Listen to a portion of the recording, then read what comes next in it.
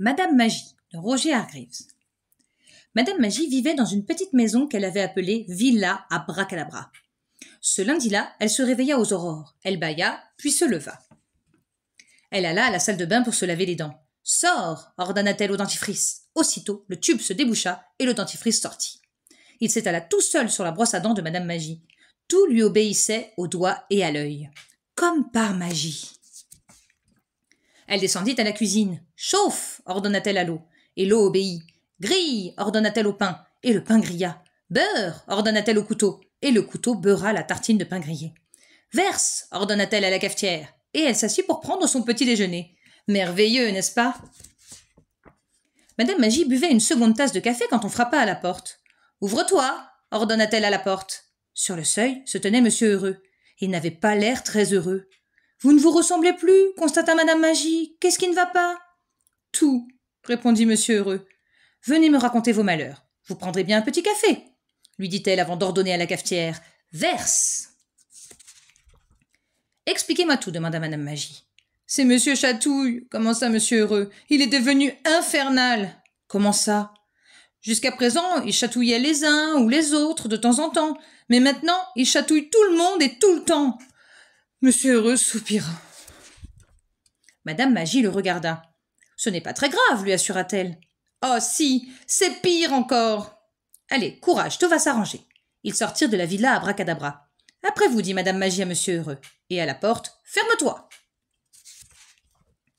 Monsieur Chatouille était déchaîné. Quelle merveilleuse matinée! Il avait déjà chatouillé Madame Tête en l'air, qui en avait perdu la tête, et Monsieur Silence, qui avait hurlé de rire, et Monsieur Grand, qui s'était plié en deux, et Madame Risette, qui en avait eu les larmes aux yeux, et Monsieur Glouton, qui en avait eu mal au ventre, et Madame Timide, qui était devenue rouge comme une pivoine, sans oublier le facteur, l'agent de police, le docteur, 3 chiens, 2 chats et un ver de terre.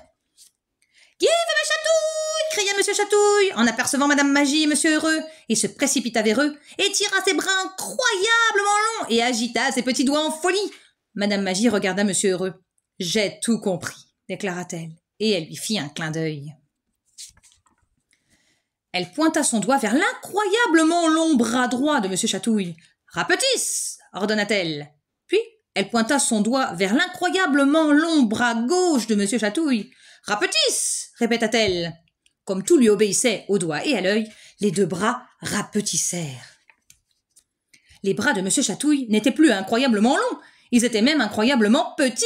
« Ce n'est pas du jeu, protesta-t-il, ce n'est pas drôle !»« Tout dépend de quel côté on se place, » lui fit remarquer Monsieur Heureux. « Passez me voir demain, » lui proposa Madame Magie.